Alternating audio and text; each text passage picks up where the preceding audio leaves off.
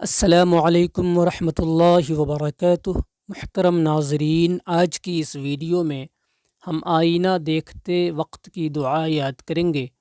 حضرت علی رضی اللہ عنہ سے روایت ہے کہ رسول اللہ صلی اللہ علیہ وسلم جب آئینہ دیکھتے تو یہ دعا پڑھتے: الحمد للہ اللہم کما حسنت خلقی فحسن خلقی، الحمد للہ اللہم کما حسنت خلقی فحسن خلقی۔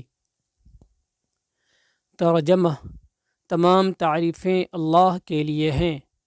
اے اللہ، جس طرح تو نے میری شکل و صورت اچھی بنائی ہے ویسے ہی میرے اخلاق اچھے بنا دے۔